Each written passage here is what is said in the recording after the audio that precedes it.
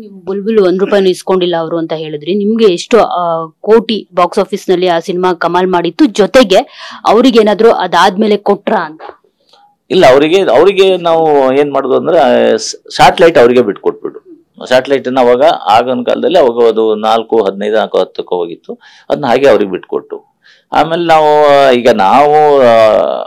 ಅಂಬರೀಶ್ ಅವ್ರು ಕೂಡ ಅವರಿಂದಾಗಿ, ಈಗ ಅಂಬರೀಶ್ ಅವ್ರು ಮಾಡಿದ್ದು ದರ್ಶನ್ ಅವರೇ ಹೋಗಿ ಎಲ್ಲ ಟೆಕ್ನಿಷಿಯನ್ ಸಿನಿಮಾ ಮಾಡ್ತಿದ್ದಾರೆ ಮಾಡಿ ಅಂತ ಹೇಳಿದ್ರು. ಅದಕ್ಕೆ ಅವರು ಏನ್ ಮಾಡಿದ್ರು, ನಿಮ್ ಹೀರೋನ ಫ್ರೀ ಆಗಿ ಮಾಡ್ತಾರೆ, ನನ್ಗೆ ಯಾಕ ದುಡ್ಡು, ನಮಗೂ ಬೇಡ ಅಂದ್ರು ಅವ್ರು ಅಂಬರೀಶ್ ಅವರು. ಅವರು ತಗೊಂಡಿಲ್ಲ. ಆಮೇಲೆ ನಾವು ಸಿನಿಮಾ ಗೆದ್ದ ಮೇಲೆ ಅವ್ರಿಗೊಂದು ಚೈನು, ಒಂದ್ ತಟ್ಟೆ, ಬೆಳ್ಳಿ ಎಲ್ಲ ತಗೊಂಡೋಗಿ ಕೊಟ್ಬಿಟ್ಟು ಬಂದು ನಾವು.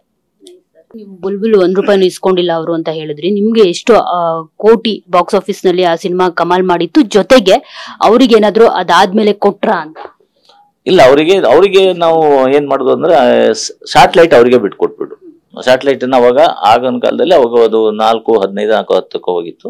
ಅದನ್ನ ಹಾಗೆ ಅವ್ರಿಗೆ ಬಿಟ್ಕೊಟ್ಟು ಆಮೇಲೆ ನಾವು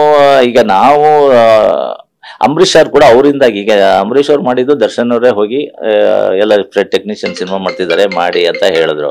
ಅದಕ್ಕೆ ಅವರು ಏನ್ ಮಾಡಿದ್ರು, ನಿಮ್ ಹೀರೋನ ಫ್ರೀ ಆಗಿ ಮಾಡ್ತಾರೆ, ನನ್ಗೆ ಯಾಕ ದುಡ್ಡು, ನಮಗೂ ಬೇಡ ಅಂದ್ರು ಅವ್ರು ಅಂಬರೀಶ್ ಅವರು. ಅವರು ತಗೊಂಡಿಲ್ಲ. ಆಮೇಲೆ ನಾವು ಸಿನಿಮಾ ಗೆದ್ದ ಮೇಲೆ ಅವ್ರಿಗೊಂದು ಚೈನು, ಒಂದ್ ತಟ್ಟೆ, ಬೆಳ್ಳಿ ಎಲ್ಲ ತಗೊಂಡೋಗಿ ಕೊಟ್ಬಿಟ್ಟು ಬಂದು ನಾವು.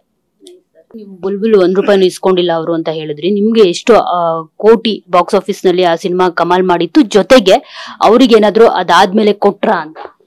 ಇಲ್ಲ, ಅವರಿಗೆ ನಾವು ಏನ್ ಮಾಡುದು ಅಂದ್ರೆ ಸ್ಯಾಟಲೈಟ್ ಅವರಿಗೆ ಬಿಟ್ಕೊಟ್ಬಿಡು. ಸ್ಯಾಟಲೈಟ್ ಅನ್ನ ಅವಾಗ ಆಗಿನ ಕಾಲದಲ್ಲಿ ಅವಾಗ ಅದು 4, 15, 4, 10 ಹೋಗಿತ್ತು. ಅದನ್ನ ಹಾಗೆ ಅವ್ರಿಗೆ ಬಿಟ್ಕೊಟ್ಟು ಆಮೇಲೆ ನಾವು